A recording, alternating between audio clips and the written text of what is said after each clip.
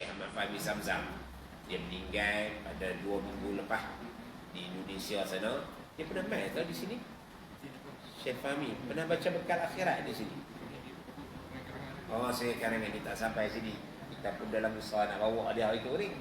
Tapi bila tak sempat dengan Covid apa semua, jadi mudah-mudahan ilmu yang dia turunkan, dia tulis, dia hasilkan kitab, dan apa yang diberikan kepada kita ni boleh jadi panduan pada kita dan mengalir pahala tu untuk dia. Cukup hebat Syekh Fahmi Zamzam Al-Banjari An-Nadwi ni. Sepanjang anak duduk berguru dengan dia, dan alhamdulillah masa anak duduk di Irang tu, masa peluang Allah Ta'ala takdirkan boleh berguru dengan cara tetap dengan dia. Rupa-rupanya masa duduk di Derang tu, dia mula pergi ke Derang tahun 1985. Tapi masa mula 1985 tu sampailah tahun 90 lebih kurang macam tu lah, 93, dia dah berulang alik. Sat pergi Indonesia, sat pergi ke Mekah, sat pergi ke India. Dia berulang alik. Tapi bila kata lepas pada 93-94 tu, dia banyak tumpu di Derang. Dan pada ketika tu anak di peringkat sanawi, istilah kata di peringkat menengah. Alhamdulillah berguru dengan dia banyak baca kitab dengan dia, banyak duk. Dia mengajar secara direct ketika mana anak dan juga sahabat-sahabat di sanawi 5, sanawi 6. Dia mengajar kitab Matan Alfiyah. Masa di sanawi 1 baca kitab Matan Al-Jurumiyah, kitab Qawaid ataupun kitab Nahwu dalam bahasa Arab dengan Syekh Abdul Majid. Dia minta posihat sekarang ni. Dan ketika mana di Sanawi 6, Sanawi 5, Sanawi 6 dapat berguru dengan Syekh Fahmi. Alhamdulillah dapat rupa-rupanya Allah Ta'ala takdirkan peluang untuk berguru dengan dia. Kalau sebelum tu duk tengok dalam sejarah, rupa-rupanya dia tak duduk tetap mana ni dia orang ni. Sat dia pergi sana, sat pergi sini sana, sebab dia ni banyak komitmen. Syekh Fahmi ni orang yang tak reti duduk diam. Ada agak kerja dia nak buat. Malahan ketika mana dia bermusafir di atas kereta, diceritakan semalam baru duduk jumpa, rupanya memang benda tu berlaku betul. Dia tak pernah ada tidur. Pergi jalan jauh tak mana pun tak tidur. Duduk atas kapal terbang lama-lama, orang lain tidur, kita muridkan tidur, dia tak tidur. Dia duduk atas kereta tu baca kitab. Kadang tu telefon kawan-kawan, telefon anak murid, tanya khabar macam mana. Waktu Syekh Fahmi Zamzam Al-Banjari An-Nadwi. Dan hebatnya Syekh Fahmi ini, pada anak seorang guru yang cukup, bila mana buat satu benda tu dia atur dengan elok. Istilah kata management dia bagus.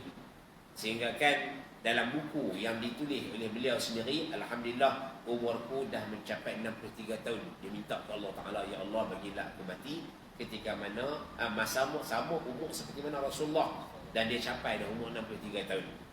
63 tahun tahun lepas umur 63 tahun. Dia tulis dalam buku tu. Dalam tu diceritalah berkenaan dengan pengalaman hidup dia. Istilah kata macam kata riwayat hidup dia, tapi taklah sedetail mana, adalah yang tinggal-tinggal. Dan yang terbaru pula anak bila mana dengar anak kepada Syekh Fahmi Zamzam, Ustaz Ali, anak sulung dia, dia cerita kata buku tu ditulis hanya untuk bagi hadiah pada kawan-kawan dan juga kenalan-kenalan. Anak tengok buku yang ditulis, alhamdulillah umur pun dah capai 63 tahun. Buku tu dia lain pada yang lain. Kalau kita ilmiah, 40 hadis peristiwa akhir zaman, 40 hadis akhlak, kelebihan ilmu dan juga ulama, 40 hadis penawar bagi hati. Kalau kita yang lain ditulis ni, dia ada ilmiahnya tu, dan juga susunan dia tu cantik lah. Maksudnya kita nak berikan ilmu. Tapi 63 tahun ni dia lebih pada menceritakan kehidupan dia, dan ada di sana maklumat-maklumat yang masih kurang. Macam contohnya dia cerita ada satu ketika dia teringat kepada hadis Nabi, terlupa riwayat mana, tapi dia cerita apa yang dia tinggal kosong. Dan tengok sebab apa buku ni lain sikit, nampak macam kurang persediaan. Ada lagi cerita macam nama beberapa individu dan juga umur, dia kurang lagi, dia tinggal kosong saja, dia tinggal kosong. Rupa-rupanya buku itu ditulis hanya sekadar untuk hadiah kepada orang-orang yang khusus je, pada tamu-tamu yang khusus. Dan alhamdulillah lah dapat dalam buku tu ketika mana ziarah beliau masa dia balik Kiliak di Derang, masa sekitar dalam bulan 3 bulan 4 macam tu, tahun ni lah, bulan 3 bulan 4 dia balik ke Derang. Alhamdulillah pergi ziarah, duk baca dah buku tu. Ada sahabat apa daripada anak ni, khadak dia punya apa, khidmat, ahli khidmat Syekh Fahmi dah tulis dah cerita sikit bahagian pertama bahagian kedua. Seronok baca tapi terhenti. Tengah-tengah nak baca terhenti, tengah baca terhenti. Tiba-tiba pergi jumpa Syekh Fahmi, tengok buku tu ada. Nak minta macam tak apa nak kena. Macam rasa kurang ada. Tapi tak apa, tiba-tiba Syekh kata, tak apa Syekh, ambil lah buku ni. Nak hadiah ke hantar. Allah, kita dah. Orang kata bagaikan mengantuk disuruh bantai. Orang kata macam tu, Allah dapat tu satu penghargaan yang besar. Minta pula ditulis sikit, sains sikit, kata memang dapat daripada tangannya. Alhamdulillah, dapat baca buku tu. Tengok macam mana peranan dan juga cara Syekh Fahmi Zamzam Al-Banjari melalui kehidupannya. Apa yang anda boleh dapat sikit perkongsian sebelum kita baca kitab ni. Nak kenal juga Syekh Fahmi ni. Ni ada Syekh Fahmi dah meninggal. Jangan pula saya hidup pergi goreng ke orang. Saya kenal Syekh Fahmi. Syekh Fahmi ada lagi Indonesia. Dah meninggal dah. Syekh Fahmi dah meninggal 2 minggu lepas. Hari Sabtu. Tak silap nak berapa hari bulan? 30 hari bulan ke? 30 hari bulan tak silap. Hari Sabtu 30 hari bulan 10. Meninggal di Indonesia. Dan apa yang anda dapat daripada hasil karangan Syekh Fahmi ni, dia daripada kecil memang sukakan kepada ilmu. Memang suka kepada ilmu. Malahan daripada kecil lagi dia pun jadi seronok sebut kata mengaji tempat sekolah agama ni seakan-akan macam nak bersungguh-sungguh, tak sabar nak pergi mengaji ni. Kemudian bila dia duk sebut sekali, dia kata sohbah dia ataupun rapatnya dia ni dengan guru dia yang bernama Syekh Syukri Unus. Cukup rapat, dia berasa seronok bila mana Syekh Syukri Unus ni jadi guru kelas dia. Guru kelas dia. Jadi dia selalu duduk seronok dengan Syekh Syukri ni. Bila mana duduk mengaji bahasa Arab dengan matan Jumiyah, hanya dia baca dia seronok. Dan sampailah sikap dia tu ditunjukkan sampai ke peringkat dia di Lucknow, India. Di Lucknow, India, dia antara anak murid yang cukup disayangi oleh Sayyid Abu Hasan Ali An-Nadwi, Maulana Abu Hasan Ali An-Nadwi. Jadi Syekh di sana cukup sayang kat dia, cukup suka dekat dia. Silakan Maulana Abu Hasan Ali An-Nadwi atau Sayyid Abu Hasan Ali An-Nadwi ketika mana dijemput mai ke Malaysia sekitar tahun 1988 dijemput kerana bila mana anda baca dalam buku itulah, buku 63 tahun umur Syekh Fahmi tu, alhamdulillah 63 tahun. Ditulis dalam buku tu bila mana dalam di Malaysia ni keadaan umat ni memerlukan kepada seorang penasihat dan juga seorang individu yang menyatukan umat Islam. Bila mana pada ketika itu idea politiknya, idea mazhabnya, idea macam-macam pun duk bertelagak sama Islam. Jadi atas pandangan cetusan idea daripada Syekh Ni'mat almarhum Syekh Ni'mat Yusof, dia kata Syekh Fahmi kena pergi jemput Maulana Abu Hasan Ali An-Nadwi main di sini, tolong bagi satukan umat Islam di Malaysia yang tengah duk telagak ni. Jadi Syekh Fahmi pun bawa surat dah. Bawa surat daripada Syekh Ni'mat, wakil Syekh daripada Parti PAS, kemudian ABIM dan juga Derang, Mahat Tarbiyah Islamiah Derang. 3 ni, saya ada satu lagi. Ada satu lagi ikut kumpulan ataupun jemaah yang jemput. Tapi yang ni di 3 ni, PAS, ABIM dan juga Derang sendiri jemput supaya Maulana Abu Hasan Ali An-Nadwi mai tolong bagi nasihat, tolong bagi ceramah, tolong buka minda orang Islam di sini. Lalu bila sampai di sini, dia pun mulakan sesi ceramah dia mula daripada KL, kemudian pergi ke tak silap di KL, di Kelantan pun pergi juga, dan akhirnya pergi ke Derang juga sebab main jemputan dari Derang pun buat jemputan juga main ke Derang. Dan ketika mana yang nak dengar cerita, bila kata dia nak main di sini, letakkan satu syarat. Maulana Abu Hasan Ali An-Nadwi ini dia tak mau duduk sanjung, tak mau dia apa sekali, tapi dia kata aku akan pergi ke Malaysia dengan syarat Syekh Fahmi Zamzam Al-Banjari An-Nadwi menjadi pengiring aku. Tu nak abang kata betapa rapatnya guru dengan anak murid ni.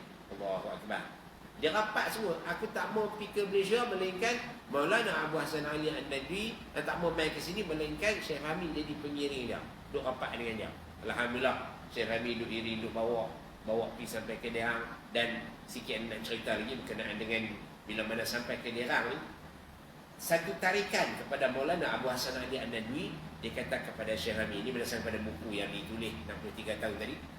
Dia kata, di antara banyak-banyak tempat aku pergi ceramah, banyak-banyak tempat yang aku hadiri, tempat apa di masjid ke di apa ke, yang menjadi tertariknya hati aku ni bila mana aku pi berceramah di Derang, Ma'had Tarbiyah Islamiah Derang.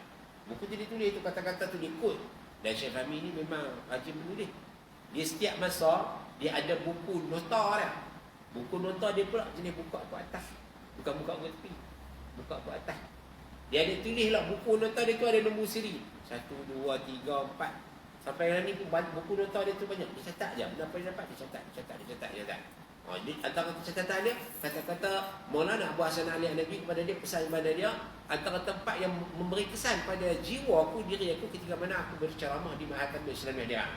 Kerana di Ma'had Tarbiyah Islamiah Derang ni aku berceramah kepada generasi yang akan menjadi pengganti kepada kita punya matlamat hadah pula. Kalau ceramah di masjid, ceramah di tempat, ceramah umum, ramai dengar tu, ramai kita pun dengar seronok, ramai. Tapi mereka ni belum tentu ikut manhaj yang kita nak.